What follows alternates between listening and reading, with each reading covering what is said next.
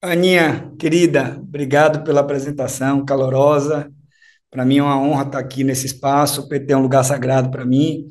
Talvez uma das atribuições do meu currículo de vida, na minha biografia, que não foi dita, a mais importante, é que eu sou filho de uma militante do PT, sou filiado ao PT e, portanto, tenho esse lugar como lugar de de profunda admiração e de profunda emoção, porque eu reconheço no PT o espaço que caminhei por toda a minha trajetória. Queria agradecer a oportunidade aí à Fundação Perseu Abramo, a você, Aninha, na figura também de Paulo Akamoto, um grande líder do partido. Queria agradecer e saudar todos os presentes, Mandou um filiados e beijo, viu, dirigentes do PT. Tiago? Manda outro para ele. Na figura também de Gleisi Hoffmann, nossa presidenta, e dizer que, para mim, é uma honra também estar falando após uma campanha tão exitosa e tão emblemática como foi a de Lula, né?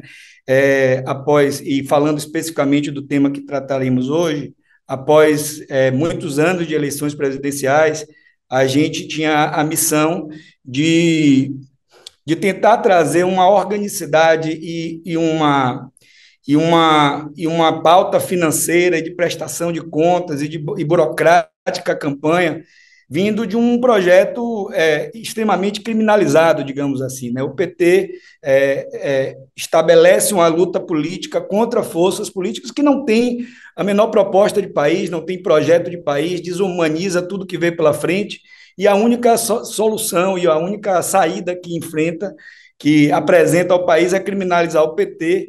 Então, a gente sabe o quanto é complexo você tratar da burocracia, tratar das, dos aspectos financeiros da campanha, porque ela já nasce perseguida, ela já nasce criminalizada, e a gente tem o orgulho e a honra dessa campanha de Lula ter a aprovação sem ressalvas pelo Tribunal Superior Eleitoral com placar de 7-0. Então, é importante sempre a gente dizer isso, porque nenhuma campanha presidencial vencedora ou que não foi vencedora na história do país teve aprovação sem ressalvas de uma prestação de contas. Então, isso é fruto de um trabalho muito assíduo, não apenas da nossa estrutura, que foi a produtora, que foi a empresa que concentrou boa parte dos contratos e boa parte das responsabilidades burocráticas, mas do partido como um todo, né? A gente teve um alinhamento, uma sintonia fina, e esse é um dos primeiros segredos que eu diria assim, é ter uma sintonia fina. Claro que aqui eu imagino que tem pessoas de diretórios municipais, de candidaturas para vereança, candidaturas para prefeitos, mas em uma campanha, ou até pessoas que são fornecedores, que participam da cadeia produtiva, mas uma campanha importante que os agentes políticos e os agentes do partido que estão coordenando as finanças da campanha estejam em muita sintonia com os fornecedores. Isso é um primeiro passo, e a gente teve a sorte de ter essa sintonia desde o primeiro momento, uma sintonia fina com Gleide Andrade, ali no primeiro estágio da campanha de Lula, depois na campanha oficial, uma sintonia fina com o hoje ministro Márcio Macedo. Então, essa sintonia entre as equipes e essa consciência de que nada pode ser caminhado sem um cuidado extremo diante da luta política que a gente enfrenta, é, tornou esse resultado possível. Bom, aí respondendo à pergunta de Aninha, eu falo pela Nordex, a empresa que foi participante aí eu diria, o principal contrato da campanha de Lula, né, foi a Nordex. O nome da empresa era M4, nós mudamos o nome para Nordex depois da campanha, uma referência de onde a gente parte, né, da região do Nordeste, uma região tão estigmatizada por tantas miopias sociais e preconceitos, mas o Nordeste ele mostra se mostra tão valoroso e de tantas maneiras, né? Então, resolvemos, não apenas por sermos nordestinos, mas fazer uma homenagem ao Nordeste, esse Nordeste tecnológico, futurista, saindo um pouco do estigma que tanto persistem em colocar em nós. Então, nós trabalhamos com estratégia e com criatividade. Na campanha de Lula, nós concentramos toda a estratégia e toda a parte de marketing, de televisão, toda a parte de comunicação.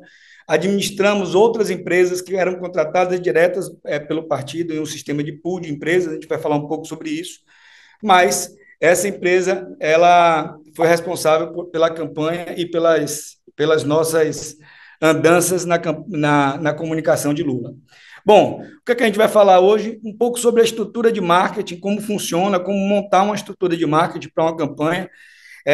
E é sempre bom dizer que a gente está falando aqui partindo de uma referência que é a campanha presidencial, e talvez muitos de vocês falem assim, não, mas isso é muito grande para mim, mas a gente sabe que essa estrutura é uma estrutura lógica e que pode ser adaptada, muitas vezes uma campanha para vereador, uma função de mídia off pode ser feita pela mesma pessoa que faz a mídia on, e a gente tem uma certa multifuncionalidade, digamos assim, uma certa versatilidade dos agentes que estão trabalhando, porque as equipes são menores, naturalmente, não dá para ter um especialista para cada área, mas apresentarei aí uma estrutura, um formato que a gente trabalhou na campanha de Lula, e claro, ela é bem adaptável, porque ela atinge todas as funções de uma comunicação, para uma campanha estadual, para uma campanha municipal, ou para uma campanha de chapas proporcionais, né? O formato corporativo, muitas vezes, tem diversas formatações possíveis, né, de diversos formatos, diversos desenhos que são possíveis. A administração de um pool de empresas, como é que é fazer isso? O relacionamento com o núcleo de campanha, a prestação de contas, tão temida, mas tão importante que a gente cuide dela com muito carinho. Como tratar o equilíbrio econômico, isso é importante, e falar um pouco sobre voluntariado. Bom, como é que a gente estrutura uma campanha? Como é que o marketing de uma campanha se estrutura? Eu tentei fazer um desenho, parece um pouco uma tabela periódica, mas eu vou tentar decifrar aí em números, né? Primeiro, uma campanha ela começa com a inteligência, né? Tudo aquilo que a gente coleta, tudo aquilo que envolve a política, que envolve o sentimento das pessoas, que envolve as demandas sociais, que envolve todas as problemáticas e o que está sendo disputado ali.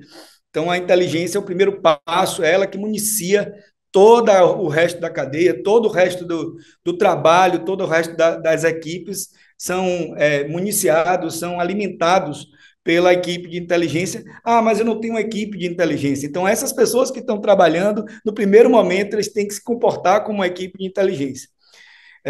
No segundo estágio, tem um planejamento, ali você tem o conceito da campanha, a gente desenha quem é o candidato, que a gente tem a condição de entender quais são as características mais potentes, quais são as fragilidades, como que esse candidato se encaixa em um plano de governo que está sendo construído pelos agentes políticos.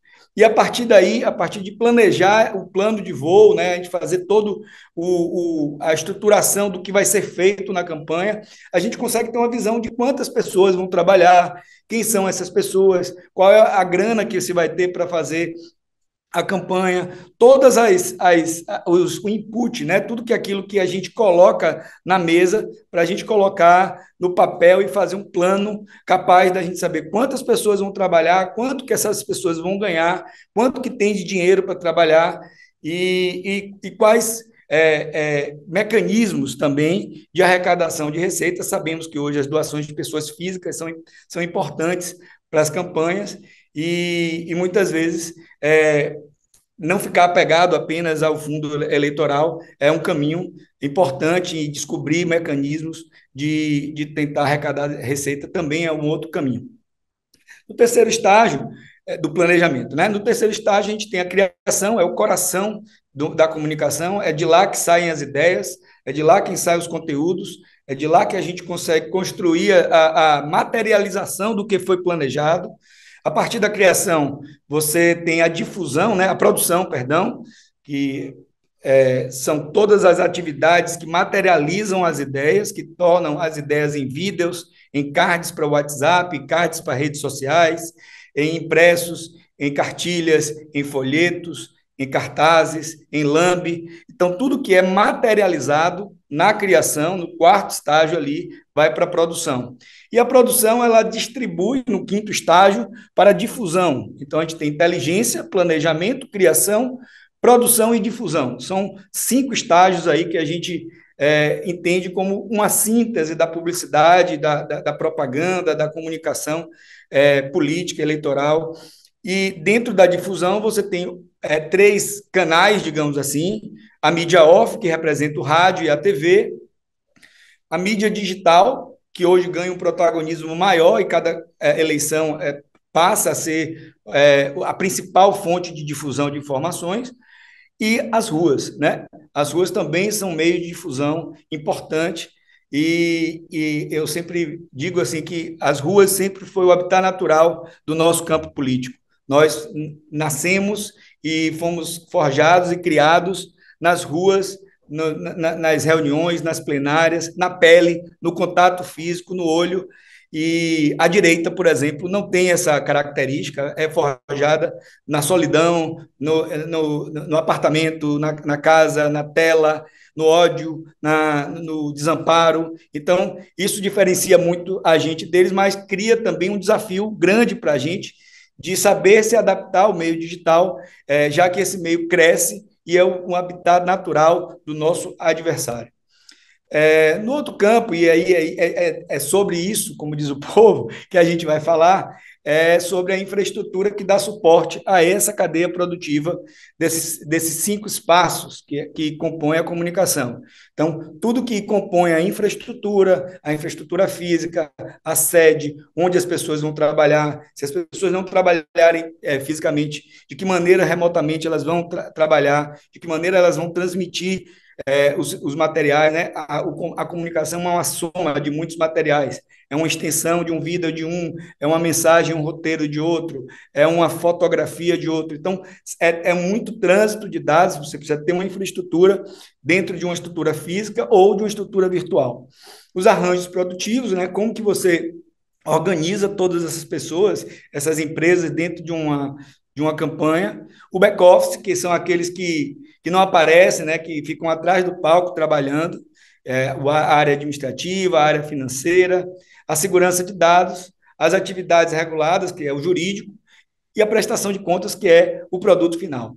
Assim como na área de comunicação, o produto final é o panfleto, é o que sai no meio de difusão, no back-office, na infraestrutura, o produto final é a prestação de contas. Se a gente faz tudo certo e a prestação de contas não faz com cuidado, pode se perder, inclusive, toda uma campanha em função de uma falta de cuidado com a prestação de contas. Bom,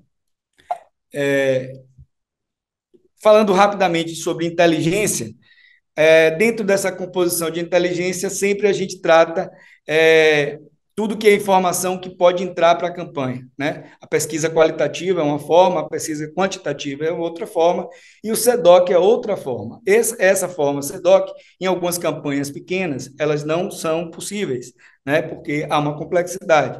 O SEDOC é aquela pesquisadora ou aquele pesquisador que cuida das informações oficiais, das informações mais laterais, aquelas informações que geram uma ideia sobre um determinado tema que não é tão explorado, ou temas que são muito explorados, que precisa de uma precisão de dados. E a pesquisa qualitativa e quantitativa, elas medem, ao seu modo, a percepção dos eleitores sobre qualquer outro tema. Eu acho que vai ter aí nesse curso que está tão bem montado, vão ter pessoas, eu acho que Jordana vai falar sobre pesquisa, que vai poder tratar um pouco mais detalhadamente desses temas. Mas, sim, é uma área de inteligência, é uma área que requer contratação, seja da campanha, seja da produtora, seja do qual agente está designado para a contratação de pesquisa. Hoje, com as ferramentas digitais, as pesquisas dividem um pouco, né, ali a inteligência com o monitoramento e o Big Data, né? Existe uma necessidade enorme da gente, numa campanha presidencial, por exemplo, controlar o que está acontecendo na rede, os criativos e os estrategistas estarem atentos e saberem em primeira mão o que está acontecendo. Então, as estratégias, as equipes e as ferramentas de monitoramento, elas subsidiam, elas dão suporte aos estrategistas e os Big Data também, os sistemas que cruzam os algoritmos, alguns deles, inclusive, usamos na campanha, inclusive, alguns deles que calculam a centimetria das redes. O que seria isso? Seria a inteligência dos algoritmos serem capazes de perceber uma intenção de voto de um candidato, podendo dizer exatamente uma estimativa, tal qual uma pesquisa quantitativa de como seriam as intenções de voto daquela eleição. Então, as redes respondem muitas coisas para a gente. Nesse momento, a gente tem que ter muito cuidado, porque eu, enquanto gestor, fui abordado por 200 empresas, muitas empresas, cada uma com preço diferente, cada uma com um escopo diferente, com uma parametrização diferente. A gente precisa escolher a empresa certa, a gente precisa escolher uma empresa de confiança, porque esses dados são sensíveis.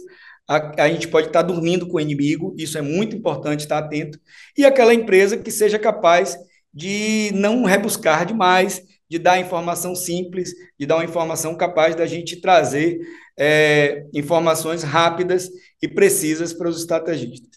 E trazer uma boa equipe de trabalho também de confiança, que seja capaz de manter sigilo, uma equipe de trabalho que é muito especializada na análise do contexto das redes. Na equipe de Lula, por exemplo, a gente teve mais ou menos 8 a 10 pessoas trabalhando apenas no monitoramento das redes, dando conta dessa missão. O planejamento estabelece a estratégia geral, ele soma as redes e as ruas, ou seja, ele soma o monitoramento com as pesquisas tradicionais. A partir dessa soma se constrói uma ideia, mas o mais importante disso é que o planejamento ele precisa estar a serviço da política, né? Isso a gente tem muita consciência, porque a gente da área de marketing, a gente entende de marketing. A gente precisa entender que quem entende de política são os agentes políticos, são os candidatos, são os dirigentes, são os coordenadores de campanha. Então, nesse momento, a gente tem que exercitar a escuta. E a escuta para o estrategista é saber de que maneira a plataforma política está sendo pensada, de que maneira os pontos mais cruciais da campanha vão se apresentar. Então, a escuta no planejamento é muito importante, mas ali, nesse momento, a gente tem uma equipe de planejamento capaz de catalisar todas as informações que a política traz, que o monitoramento e as pesquisas trazem. Então, é uma soma que a gente, no final, vai trazendo um produto para a criação. E aí, a primeira pergunta que fica no ar: qual a estrutura ideal de uma equipe criativa? Eu diria para vocês que não há uma resposta pronta para isso. Até mesmo em uma campanha presidencial, de um mesmo porte, com o mesmo orçamento, a gente pode ter estruturas de equipes criativas diferentes. E como que a gente pode ter respostas para isso? Já que isso é tão amplo, digamos assim. O tipo de difusão responde, né? Ou seja, que difusão você vai estabelecer. Se é um lugar que tem maior presença digital, você tem uma difusão digital. Se é um lugar que tem menor presença digital, você vai para a presencialidade, para os eventos, para a mídia off. Então, tudo isso traz uma estrutura de equipe criativa diferente. E o perfil do candidato também, né? Existem candidatos que são muito safos na rede, digamos assim, né? Que são capazes de eles mesmos, dentro de casa, às vezes, no dia a dia, produzir os seus conteúdos, engajarem muito com esses conteúdos.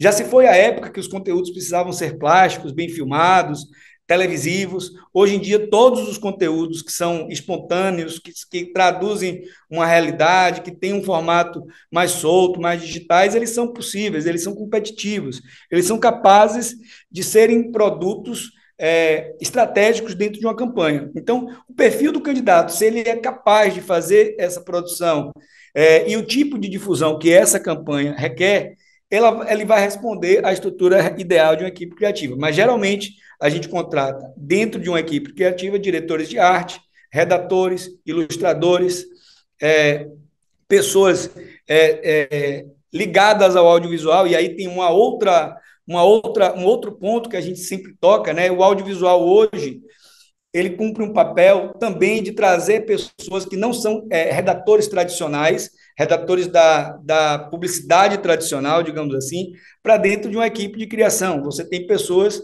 que são youtubers, são blogueiros, que são pessoas que são especialistas em redes sociais, influencers, são capazes de produzir conteúdo. Então, hoje, a estrutura de uma equipe de criação ela é muito mutante, ela é muito volátil, digamos assim, versátil também.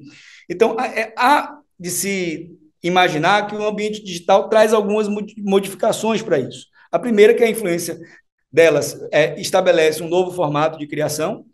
A segunda é que a sinergia entre a criação e a produção gera uma economia de tempo e dinheiro. No nosso caso, na campanha de Lula, por exemplo, a gente teve a sorte de ter criação e produção dentro de um mesmo time, praticamente. Então, você não tem refação, você não tem roteiros fora da realidade financeira. Às vezes, você tem uma equipe criativa que quer um elenco grande, ou que quer uma produção grande, ou que quer uma filmagem com um tipo de estrutura de produção, de cenário.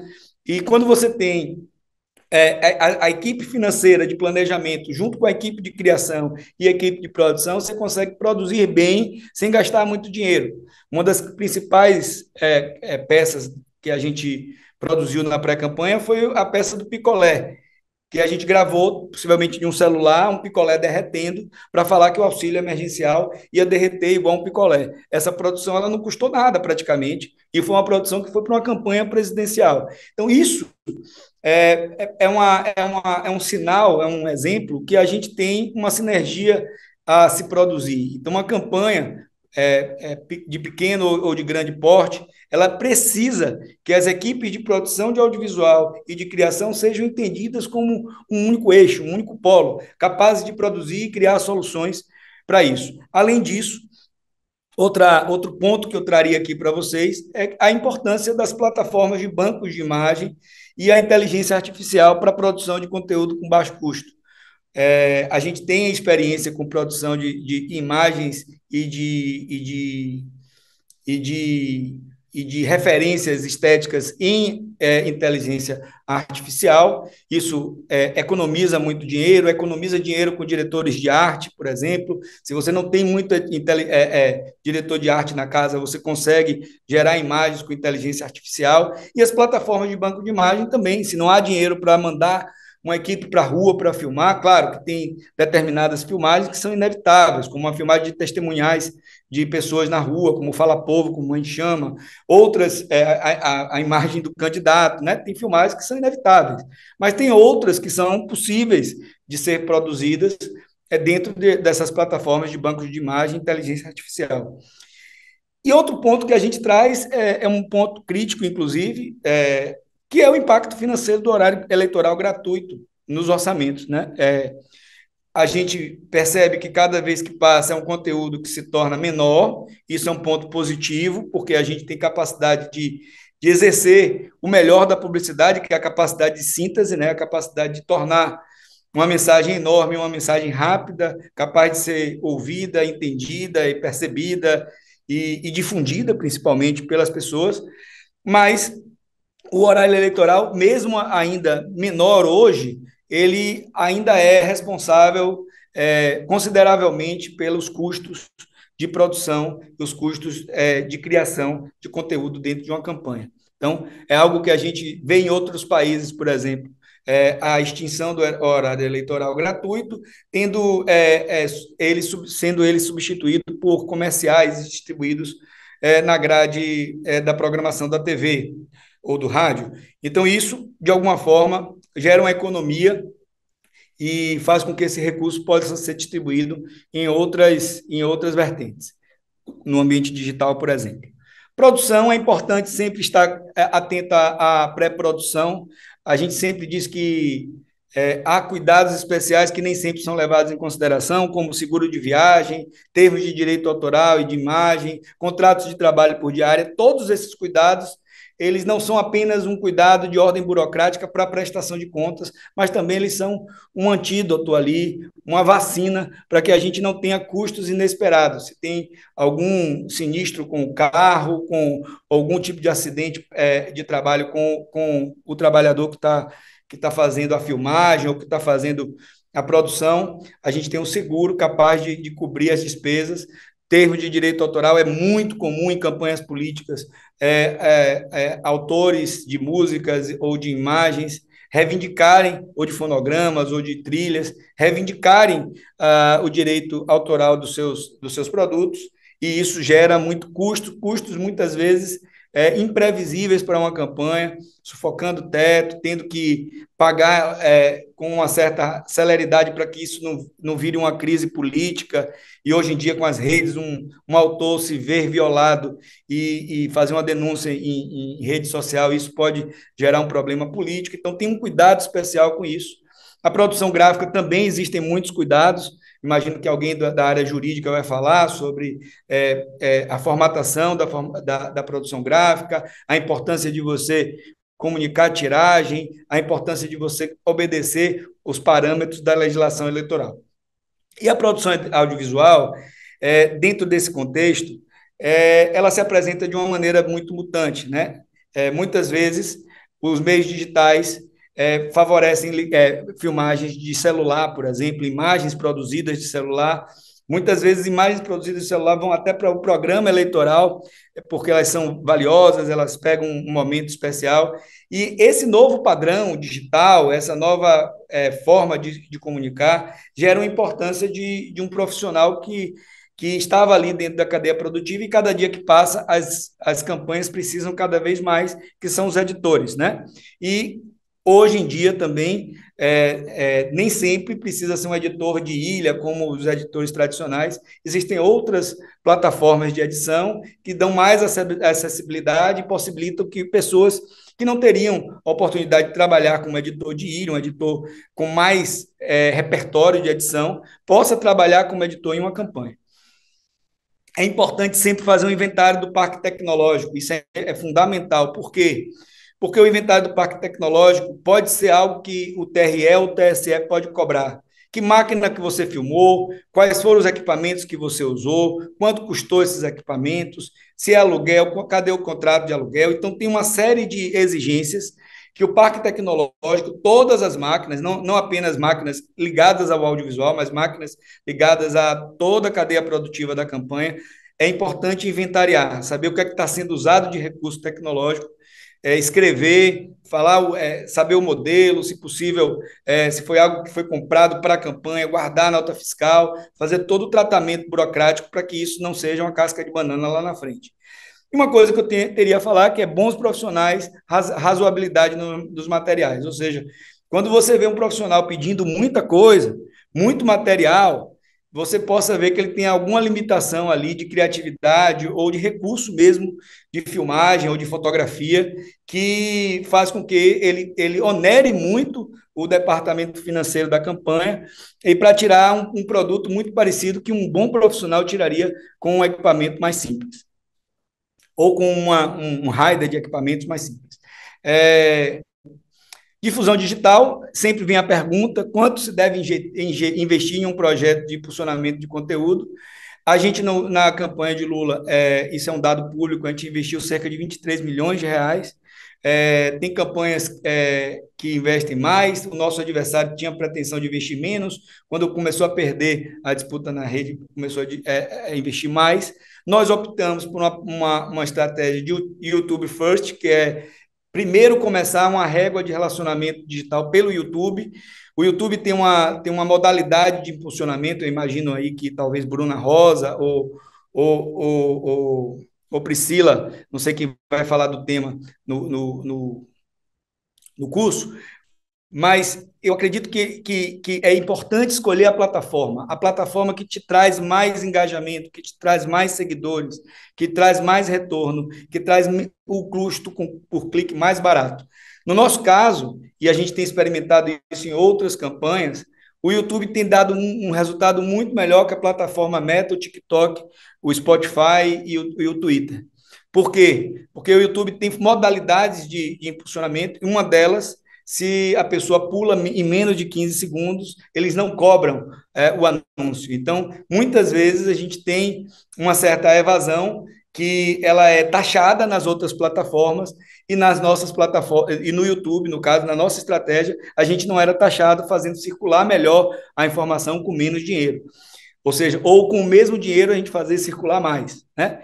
O WhatsApp, é importante também a gente saber que o WhatsApp ganha eleição, a gente já perdeu a eleição por WhatsApp, inclusive, mas existem decisões de WhatsApp que trazem reflexos financeiros, né? Seja porque a gente tem que ter mais equipe de interação e de moderação dos grupos, né? Se você vai fazer um grupo aberto ou fechado, isso reflete na quantidade de pessoas que vão trabalhar na equipe. Você tem que ter cuidado com a LGPD também, porque são dados pessoais, e isso pode gerar multa para a campanha. A importância de ajustar a conduta com as plataformas. Cada plataforma hoje, em campanha, faz o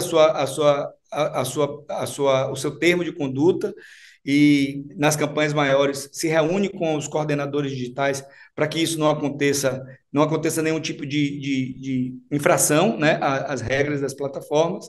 Esses relacionamentos são muito importantes.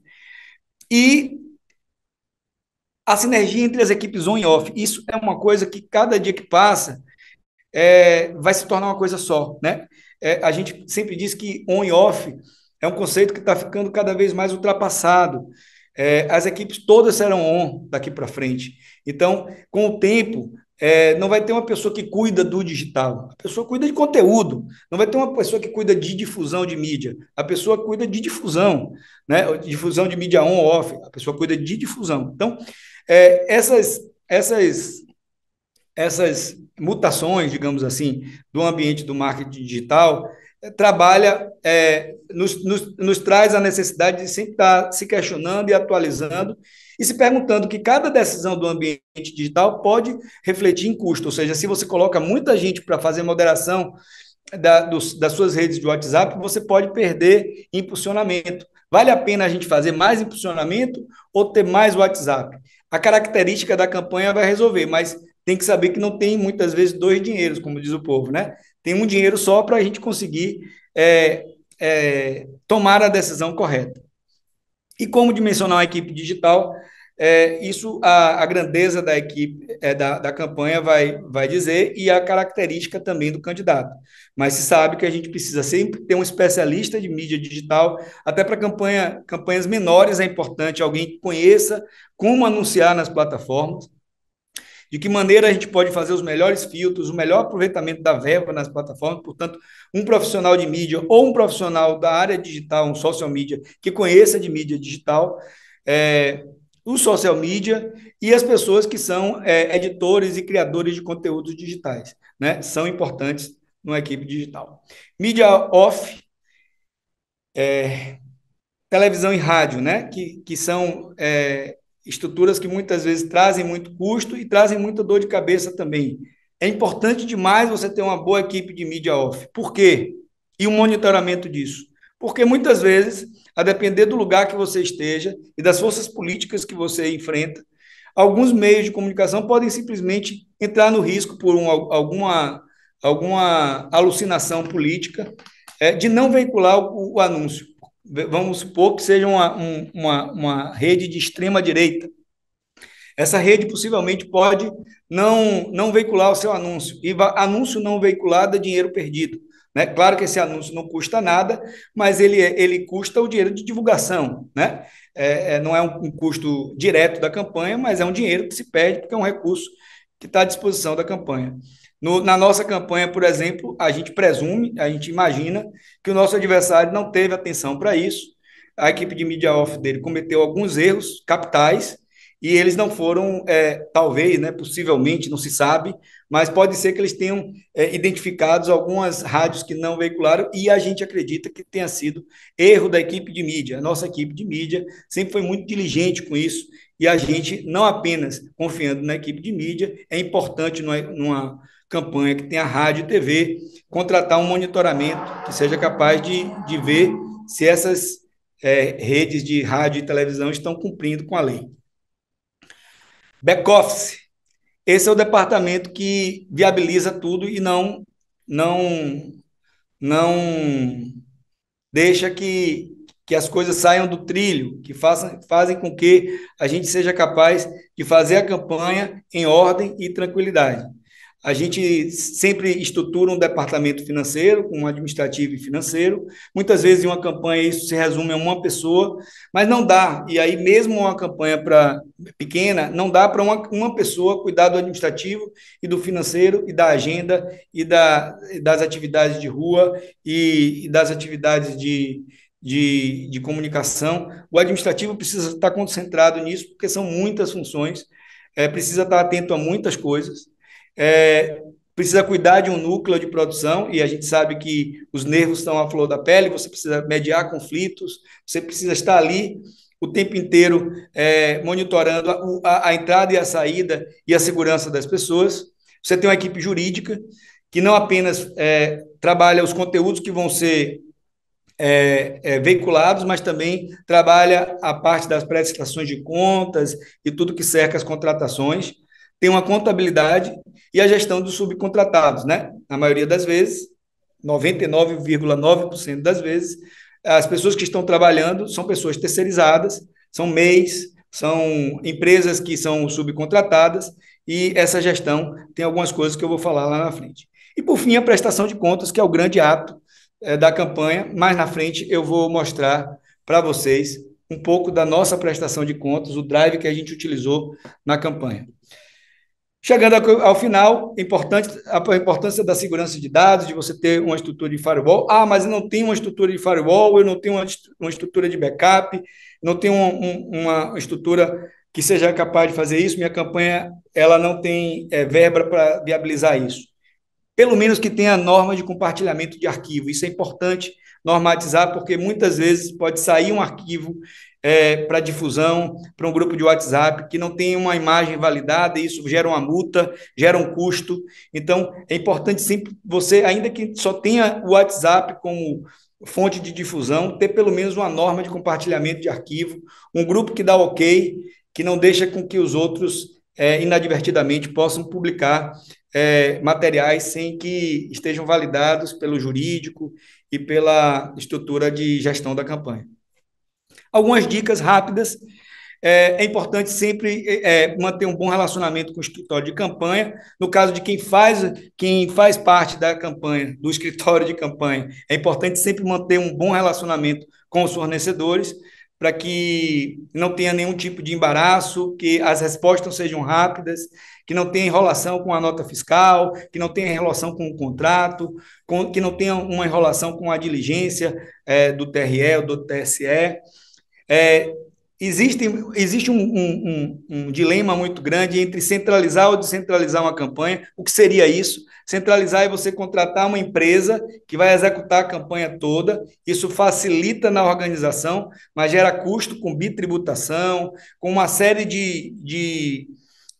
com taxa de administração de fornecedores, uma série de inconvenientes financeiros, mas que gera também uma segurança em você ter o foco em uma pessoa só, em uma empresa só. E isso ajuda muito. Se você tem a possibilidade de concentrar em uma empresa e essa empresa executar a campanha, ótimo, sabendo que você vai perder dinheiro com a bitributação. Descentralização é exatamente o contrário, é você administrar os fornecedores e eles prestarem contas e você produzir uma prestação de contas para cada um em conjunto com a prestação de contas da campanha. A gestão do pool de empresas é muito comum em campanhas municipais, em campanhas estaduais. Você tem muitas empresas que têm funções diferentes, que se completam ali na estrutura de comunicação, uma empresa só de mídia, uma empresa só de uma produtora, uma empresa só de conteúdo, uma empresa só para o digital. Então, você gerir esse pool de empresas é sempre importante. É importante, nesses contratos, você ter uma definição exata do objeto. Isso é algo que o TRE e o TSE pega muito no pé, é você fazer contratos com sombreamento, ou seja, duas empresas de mídia, duas empresas de fotografia, duas empresas de filmagem. Isso gera uma série de convenientes, a depender da disputa que seja feita e da má intenção do agente em ficar maldando, né, a prestação de contas. É importante você definir sempre objetos que não sombreiem, que não gerem um sombreamento, uma sobreposição entre um contratado e outro. E dentro desse objeto contratado, é importante sempre conferir o CNAE desse contratado. Não dá, e é muito comum algumas candidaturas contratar uma pessoa para fazer edição de vídeo e o cara já está com a MEI dele estourada e a esposa é manicure, ele emite na MEI da manicure, ali tem um nome, a pessoa não confere o KNAI e lá na frente tem problema. Isso é muito comum, a gente estudou alguns casos que aconteceram isso, e sempre quando for contratar tem dois cuidados importantes, independente se você é produtor, se você é fornecedor, se você é coordenador de comunicação de uma campanha, definir muito bem o objeto, sem sombrear, e que esse objeto tenha aderência ao KNAI. Direitos autorais dos subcontratados, já falei. A MEI é muito importante ver quais são as aderências, os aspectos jurídicos dessa MEI, se ela está em regularidade fiscal, tudo isso é importante. É muito comum, como a taxa da MEI ela é mensal, alguns esquecerem aquela taxa de recolhimento da MEI, e isso dá problema, porque todos os subcontratados precisam ter certidão negativa de débito, a depender de como seja o rigor do TRE ou do TSE, isso pode ser exigido. Então, para todos os contratados que a gente contratou na campanha presidencial, a gente tirou certidão negativa de todos, centenas de fornecedores. Se são MEIs, também passam por esse crivo, e é importante também levar em consideração, além das certidões, pagar sempre em conta empresarial, nunca em conta de terceiros ou em conta de pessoa física.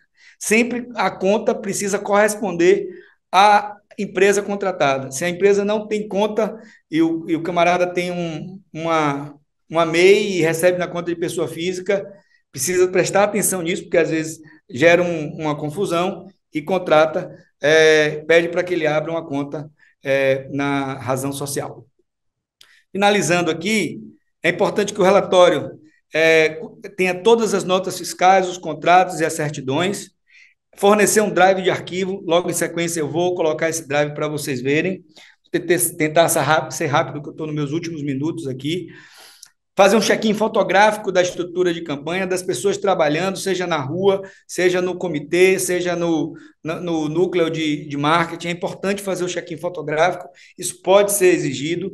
Com relação aos equipamentos, fazer a nota de remessa se for locado, fazer a foto do recebimento e no uso do equipamento. Essas fotos são importantes para comprovar que você não está alocando equipamentos fantasmas, por exemplo. Fazer um modelo de relatório extremamente preciso, detalhista, sem deixar passar nada, sem preguiça. Esse é um momento importante. Saber que nós defendemos um projeto político e que esse projeto político não pode ser em nada arranhado por um vacilo qualquer em um relatório. Portal de transparência é algo que é muito importante, porque a gente é bom sempre estar monitorando o portal de transparência, inclusive dos nossos adversários, porque a gente tem uma noção de como que eles estão manejando a verba deles, de como que eles estão caminhando. Então, hoje a gente tem o portal de transparência, que para a gente que anda na linha é muito bom, porque a gente demonstra o nosso trabalho e, ao mesmo tempo, a gente tem condição de olhar o que o adversário está fazendo, ver se tem algo que está atípico ali, que a gente possa, inclusive, demandar ao jurídico e também saber como ele caminha. Isso é importante. E o equilíbrio econômico, esse é um aspecto que é muito importante. A legislação eleitoral, ela proíbe que tenha doação de pessoa jurídica, e muitas vezes tem pessoa jurídica que inadvertidamente, porque o sócio da empresa é amigo ou é simpático à candidatura, coloca a sua empresa à disposição. Isso configura como doação de empresa privada. Então, isso não pode. É importante que a gente sempre leve em consideração, diante disso, que quem presta serviço para a campanha precisa ter, ou ser um militante, né, um voluntário, ou precisa, se for vinculado a uma empresa que esteja prestando contas, precisa ter um contrato, e esse contrato precisa ter equilíbrio econômico.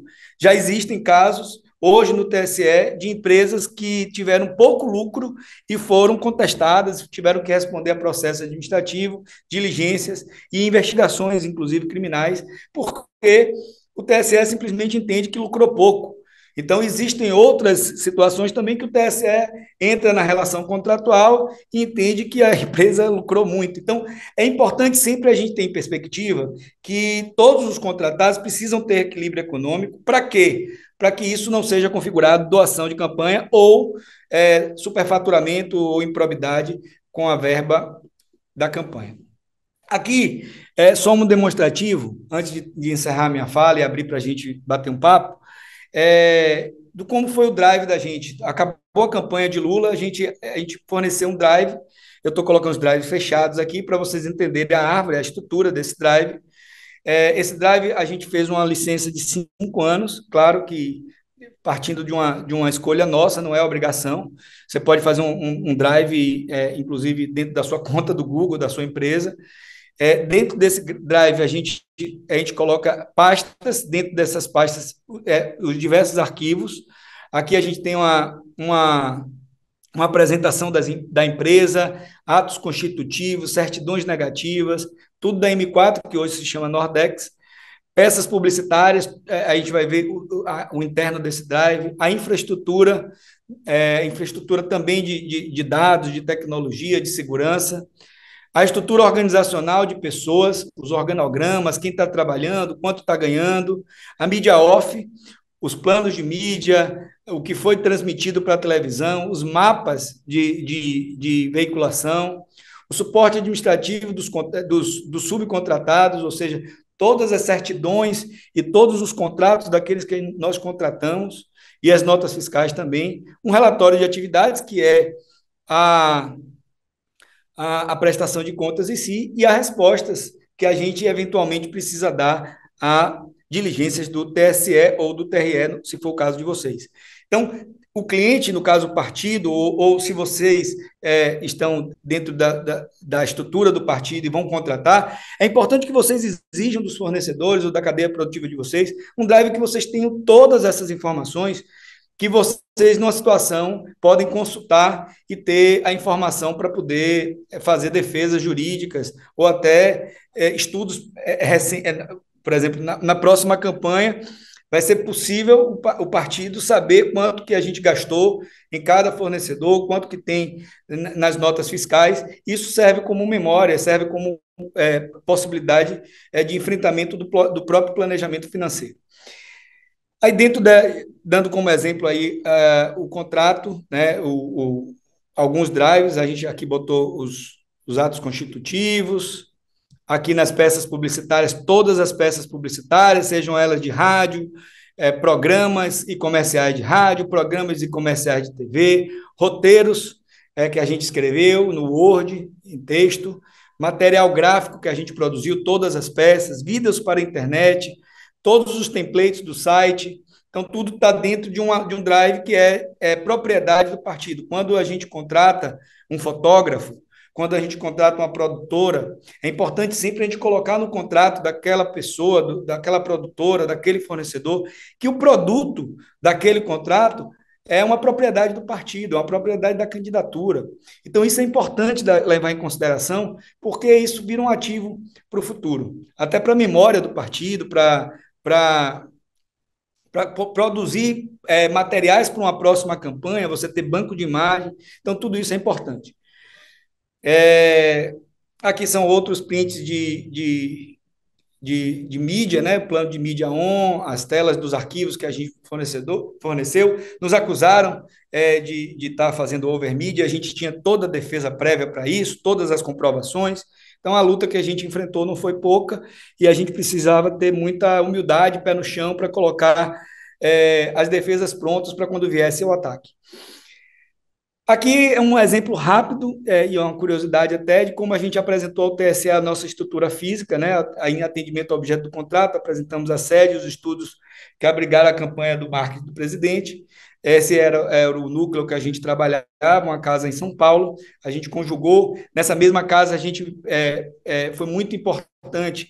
A gente filmava o presidente Lula nessa mesma casa, numa mesma sala que ele fazia as reuniões. Isso é muito bom porque do ponto de vista fílmico e de atuação do presidente nas gravações, ele estava ambientado no lugar, não era um lugar estranho para ele, era um lugar que ele fazia as reuniões, que ele despachava, que ele tomava as decisões de campanha.